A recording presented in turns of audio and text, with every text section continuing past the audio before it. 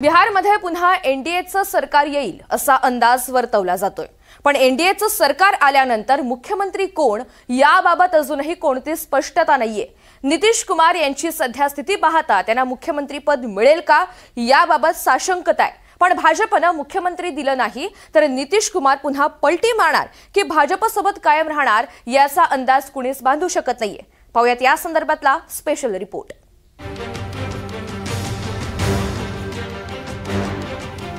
अब की बार बिहार में फिर नीतीश सरकार। एक्झिट पोल मध्ये एनडीए आघाडीला पसंती। बिहार मध्ये लाडकी बहीण गेम चेंजर ठरणार। बिहार मध्ये कोणाची सत्ता येईल याचं चित्र येत्या काही तासांमध्ये स्पष्ट होणार आहे। पण बिहार विधानसभेची निवडणूक संपल्यानंतर काही एक्झिट पोल्सनं पुन्हा एकदा नितीश कुमार यांच्या नेतृत्वातील एनडीएचं सरकार सत्तेत येईल असं भाकीत वर्तवलंय। बिहारमधील मतदानाचा वाढलेला आकडा एनडीएसाठी फायद्याचा ठरू शकेल असा अंदाज आहे।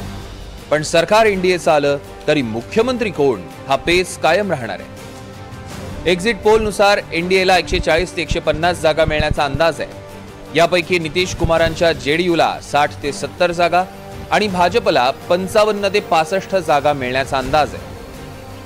मात्र सत्ता स्थापनेवेळी मुख्यमंत्री कोण यावरनं दोन्ही पक्षांमध्ये चढाओढ होण्याची दाट शक्यता आहे। भाजपनं निवडणुकीआधीच नितीश कुमारांच्या नेतृत्वात निवडणूक लढवत असल्याचं स्पष्ट केलं होतं। पण मुख्यमंत्रीपद कुणाकडे असणार याबाबत बोलणं कटाक्षानं टाळलं। नितीश कुमारांचं मानसिक स्वास्थ्य सध्या ठीक दिसत नाहीये। गेल्या वर्षभरात नितीश कुमारांचे अनेक वादग्रस्त व्हिडिओ समोर आलेत। यामुळे निवडणुकीचा चेहरा नितीश जरी असले तरी मुख्यमंत्री पदाचा चेहरा अजूनही निश्चित व्हायचा आहे। असं जरी असलं तरी नितीश कुमारांना थेट डावलणं भाजपला शक्य नाही, कारण नितीश कुमारांचा पलटी मारण्याचा इतिहास पाहता भाजप तो धोका पत्करणार नाही। नितीश कुमारांनी 2000 मध्ये पहिल्यांदा मुख्यमंत्री पदाची शपथ घेतली, पण नितीश कुमारांना 7 दिवसातच मुख्यमंत्री पदावरनं पायउतार व्हावं लागलं। 2005 मध्ये नितीश यांनी भाजपसोबत सरकार स्थापन केलं आणि ते दुसऱ्यांदा मुख्यमंत्री झाले। 2010 मध्ये पुन्हा ते एनडीए सोबत तिसऱ्यांदा मुख्यमंत्री पदाच्या खुर्चीवर बसले। पण तिसरा कार्यकाळ पूर्ण होण्याआधीच नितीश आणि मोदींचं बिनसलं। 2014च्या निवडणुकीसाठी एनडीएनं मोदींना पंतप्रधान पदाचा चेहरा म्हणून घोषित केलं। यावेळी नितीश कुमारांनी भाजपची साथ सोडली। त्यांनी मुख्यमंत्री पदाचा राजीनामा देत जीतनराम मांझी यांना मुख्यमंत्री बनवलं। मात्र जीतनराम मांझींना फक्त 1 वर्ष मुख्यमंत्रीपद भोगता आलं। यानंतर पुन्हा नितीश कुमारांनी चौथ्यांदा मुख्यमंत्रीपद हाती घेतलं। 2015 मध्ये नितीश कुमारांनी आरजेडी काँग्रेस सोबत सरकार स्थापन केलं। यावेळी नितीश कुमारांनी 5व्यांदा मुख्यमंत्री पदाची शपथ घेतली।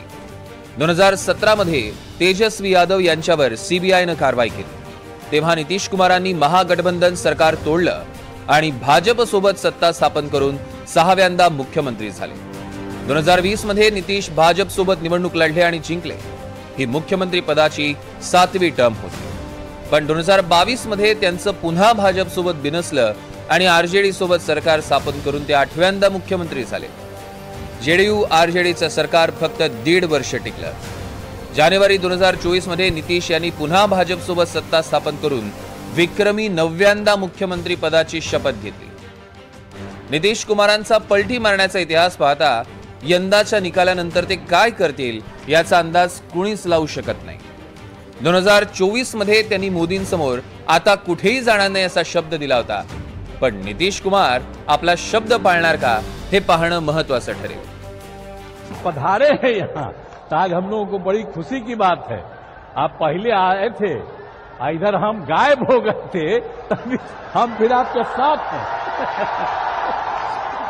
हम आपको आश्वस्त करते हैं कि आप इधर उधर होने वाले नहीं हैं, हम रहेंगे आप ही के साथ। इसलिए जरा तेजी से यहाँ वाला काम सब हो जाए। अब आप सब तो जानते ही हैं कि हम लोगों को तो एक ही साथ ना है भाई 5 से, तो हम लोग तो मिल करके लगातार कितना काम किए हैं आप पहले जान। Bureau report, NDTV Marathi.